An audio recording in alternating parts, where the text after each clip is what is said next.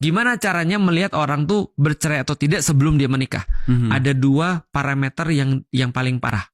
Satu, lihat biaya pernikahannya berapa. Karena semakin tinggi biaya pernikahan, semakin tinggi kemungkinan dia bercerai.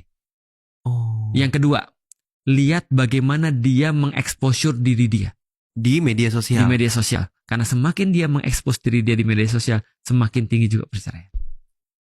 Ngeri kan? Wow. Karena ketika dia nikah, dia menganggap itulah bagian daripada exposure. Bagian dari agenda media sosialnya. Betul. Sehingga dia sebenarnya nggak perlu istrinya.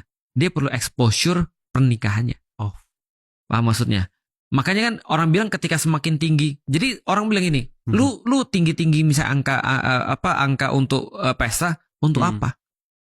Lu mau nunjukin sama siapa? Gitu maksudnya. Kalau lu mau nunjukin sama istri lu sendiri bahwa lu bahagia sama dia, lu nggak perlu posting itu ke media sosial. Masalahnya adalah begitu diposting di media sosial, itu bukan hanya konsumsi istrimu, itu dimakan sama semua orang yang lain. Istrimu malah nggak makan itu. Istrinya jadi mikir, sebenarnya dia punya aku, atau punya semua orang.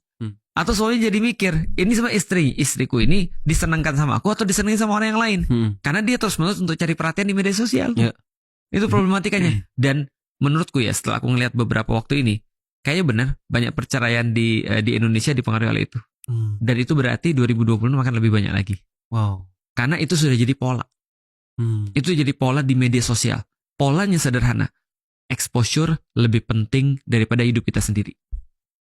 Wow. Coba lihat sekarang ya, berapa banyak orang di dalam terus kemudian pernikahan mereka bikin masalah, sengaja bikin masalah. Di fabricated masalah itu glorify lagi untuk dapat followers, untuk dapat perhatian. Setelah itu mereka dengan sangat mudah begini, gue udah mau cerai nih, kayak gini-gini dan segala macam. Tiba-tiba setelah dapat pandangan orang, dapat exposure dari orang, nggak jadi nih. Paham gak maksudnya? Dan ada yang benar-benaran jadi. Gara-gara itu mereka merasa bagus nih ternyata.